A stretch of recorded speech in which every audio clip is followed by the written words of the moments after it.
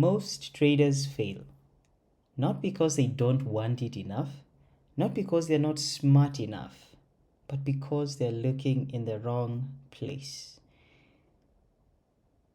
We tend to chase the perfect strategy. We try to find that one setup that works in every market, in every time zone, waiting for that ideal entry, the magical confirmation, the huge ass candle that you want to determine, or you want it to tell you that now is a good time to enter, now is a good time to exit. I've been thinking about these aspects and asking myself, what if the problem really isn't the strategy, but rather the problem is how we approach learning itself? I've been observing these things with traders around me and people who are learning to trade, since those are technically the majority of people that I'm seeing, the people who haven't yet gotten good at it and are still exploring, experimenting, and seeing different stuff.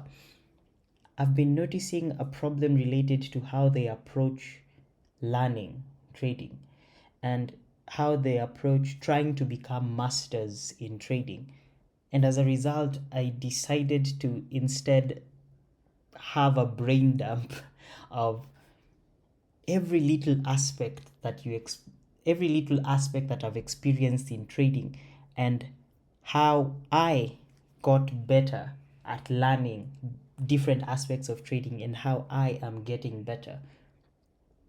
And as a result of exploring this, instead of focusing on trading itself, I decided to instead take a step back and try to look at life itself from the perspective of how do you get better at learning in life and learning stuff and trying to apply that to trading. And my findings were quite interesting.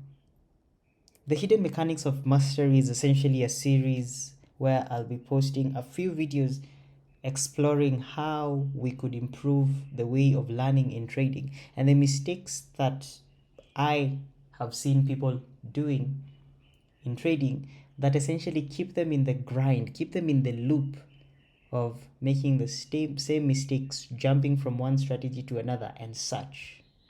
I must admit, most of what I'll be discussing in this framework, or rather in this series, are things that you have heard of, but I'll essentially be talking about them from a different perspective. I hope that this perspective will help all of you get better at trading and improve your ability to see the market differently. With that introduction out of the way, let's just jump in. The setup. We've all heard of the mantra, focus on quality over quantity. In trading and in life, this usually comes packaged as advice like only take A+ setups or wait for the perfect entry. On the surface, this sounds wise, and I agree to some extent. It sounds elegant even. Why waste capital on anything less than the best? But let me propose something different, especially if you're a beginner or struggling to stay consistent. Quantity beats quality. Action trumps perfection. And consistency matters more than genius. This isn't a manifesto against quality. Quality matters, and it's something I'll keep repeating throughout. But chasing it too early and too rigidly can do more harm than good. Quality is an aspect that masters have gained over time, and at that point, they then attribute it as the aspect or factor that contributed to their success. But for beginners, if you chase quality too early and you become too rigid, it tends to hamper your success, tends to hamper your progress, and limit everything that you're trying to work on to succeed. Let's just unpack this. Let's unpack why I would commit to these three aspects or these 3 points especially for beginners, and specifically anything that you're trying to learn, not just in trading, anything that you're trying to learn. Let's explore the trap of chasing quality too early. Most traders fall into a mental trap. They believe their path to success lies in taking fewer but better trades. But here's the catch. How do you know what quality is when you're just starting out? Beginners often don't have the perceptual awareness to identify great setups. So instead of learning through exposure, they freeze, they wait, they analyze endlessly, and they take no action. Like trying to teach a kid to ride a bike by obsessing over their posture, speed, and precision, instead of letting them wobble and figure it out. In this state, they start doing two dangerous things. They avoid taking trades, saying nothing feels good enough, and they judge themselves harshly when things don't go perfectly, or even when they're still learning. Like the saddest bit is that they're still learning and they'll still judge themselves harshly. This cycle, avoiding trades and harsh judgment, is then followed by some dangerous real world effects. And this mindset of chasing quality can be hurtful, especially to beginners. Let's examine some of the real world effects of chasing perfect setups too early. The constant push and focus towards quality trades as opposed to flawless execution results in one feeling like their back is against the wall. If it doesn't work, you either give up or start blaming yourself for not seeing that one candle, or knowing there were news, or in some cases, blaming the strategy. You say it's either not robust enough or doesn't cover all the grounds. This gets you in a paralysis by analysis loop. You find a potential trade but hesitate. The candle is too big, the volume isn't quite right. There's news in 30 minutes, another pair looks cleaner. You skip the trade, then you watch it hit your would-be target. You tell yourself, at least I protected my capital. But what you're really doing is conditioning yourself to freeze every time something isn't textbook perfect. The next thing it results in is in burnout. Hours of analysis and no trades, or worse, one setup that fails. You're drained, you revenge trade or overcorrect. You start saying, oh, maybe I should stop looking at this specific pattern. And as a result, you start taking low quality trades out of frustration, and the cycle repeats. Focusing on quality tends to have diminishing returns. Let me explain. Moving the bar to find a 95% better setup from a 90% setup, it's harder than we tend to think. Finding a 100% great setup is way harder than finding a setup that covers just 60% of our routes. While this is what is often pushed out there, it results in one taking far more time and resources to find a single trade, yet the returns are fairly similar to what you could have if you just focused on low risk trades. It's an approach that does not scale well and is not sustainable, especially if you're trying to chase the freedom that tends to be advertised online, sitting on a beach with family or friends, enjoying life, and your laptop is on the side. Finding a 100% perfect trade in those conditions is way harder than you'd think. These rules, as I'm mentioning, diminishing returns, these rules that we set while trying to find quality setups results in rigidity and lack of adaptability. You become rigid in your criteria.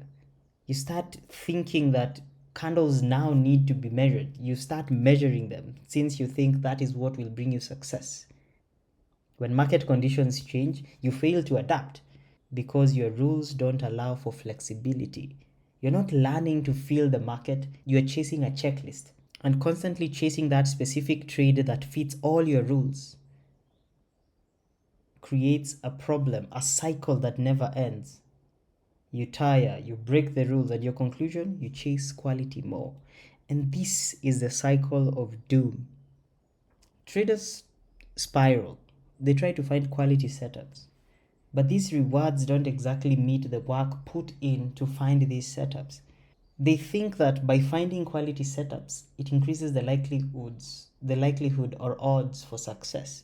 But they forget even quality setups fail. As a result, they think it is because the trade was not a high enough quality setup in the first place. And then they start reevaluating the strategy or find a new guru online to follow. The cycle starts from one again. You find a strategy, you try to implement it. You find a high quality setups. You find a quote unquote quality setup. You execute and it fails. And then you question the strategy and then you begin the cycle again. There's an underlying psychology of why we chase quality. It's the pursuit of perfection because it feels good. It makes you feel smart. You feel safe. It's the idea of risking $100 to make 1,000. It's what makes it appealing. It's what we are sold online with those sniper entries and $2,000 wins in 5 minutes. Who wouldn't want that? We aspire to find the black swans, but we don't realize that the black swans are not consistent edges. They're difficult to replicate, and they condition us to aim high before we are even crawling. It's not humility to set an impossible standard, it's arrogance disguised as wisdom. Of course, some of these are strategies by gurus to make you feel less than. So you buy into their program, and ultimately, once it fails for you, you get to hear that your psychology was not good enough, and that's why you are not able to replicate the results that they were showing you. However, I won't be diving into that pool today. Today, I'm focused on actually helping everyone get to where I am at in as far as trying to learn or getting to learn and improving the way we learn trading and other aspects of life. My findings after a long time of trading daily and actually seeing the monumental changes in how I think about the markets, trading, and to some extent life in general. These are the aspects I want to follow. So the question is, what does one stand to gain if they take this approach? Profitable traders get there by increasing their exposure, not risk, exposure. They do this intelligently and deliberately. You improve in trading not by getting one perfect trade a week, but by increasing the exposure intelligently and deliberately. More trades taken on a demo account or small size. More hours spent on the charts. More sessions and market conditions experienced. More strategies attempted and evaluated. I'm not saying you get reckless. Risk should always be controlled. But if you're not in the game, you're not learning. Start by tracking your progress, not just in wins and losses, but in how your perception of the market evolves. Are you seeing potential entries faster? Are you noticing patterns before they complete? Is your confidence building even when the outcome isn't perfect? This is what matters. Not just the P&L, but the process. But why would anyone take this seemingly slow approach or path to success? I'd argue it's easier to start, very low barrier for entry, and could help anyone, even beginner traders, to get to the point where they're executing constantly, correctly, and with little to no psychological breakdowns or getting tilted.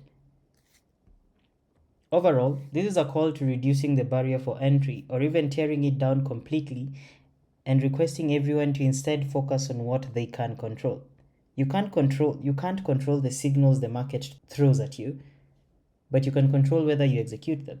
As you do, you learn more about it, the flows, the lies it tells, the flirtations it sends your way, before ultimately moving in either direction. That is how you learn, not from PDFs or video breakdowns of strategies, but rather from experience in the market itself. There's a reason why most beginners fail, and I would argue it's focusing on an aspect they are yet to attain instead of focusing on what they can start with. There's a clip from a conversation between Jordan Peterson and Joe Rogan that stuck with me. They were talking about kids and how to make them improve. He mentions you figure out the range the kid has and set a challenge that slightly exceeds their current level of skill but gives them a reasonable probability of success. Peterson says, You don't set them a bar that is so high that it's impossible for them to attain it. Instead, you help them aim low enough. He mentions there's something that you could do that you are regarding as trivial but would result in an actual improvement. This is gold for traders. If you say you don't know where to start improving a specific aspect, Jordan Peterson says you're not aiming low enough. The challenge with trading is that we constantly chase the Lambo, the millionaire lifestyle, but the things you need to do to achieve that actually lie in chasing the small steps. Executing one seemingly imperfect trade here, executing a high probable trade and losing there, and such. Instead of chasing the one perfect trade, aim for something you can do today that builds skill, something that allows you to aim low enough and it is easy to implement. Identify 5 potential trades, even if you don't take them. Review the market at the same time every day. Take one small trade per session, no matter the outcome. Build the muscle, not the masterpiece. Jordan Peterson identifies why we don't do the simple things. He mentions the improvements expected from these small actions are not big enough, so we tend to not lower ourselves enough to take the opportunity of incremental compounding steps. We see the executions required to get to success and think, well, how can I get to driving my dream car and living my dream life by trading 0.01 lots? So you think, how about I chase more quality trades, which would allow me to risk more? If I just get the perfect strategy and perfect setups, I will be able to risk more. I will be able to take larger trades and hit my goals faster. Do not fall for these feelings. They will drag you down the rabbit hole of despair, switching strategies, and fear to execute entries when you spot them. You will want them to feel just right before you execute, forgetting they might still lose even if they feel right. So, what's the better path? Don't chase quality out of the gate. Chase consistency, chase effort, chase volume of exposure in a controlled and mindful way. That is to say, use a demo account or a small real account. Journal relentlessly, review often, and for the love of trading, stop aiming for sniper entries until you've learned to hold the damn rifle. Your goal isn't perfection, it's progress. The irony? Quantity leads to quality. You just have to let it. Quantity might feel like the opposite of discipline, but in truth, it is how discipline is forged. You build judgment by taking more trades, by being in the market. Not fewer trades, more trades.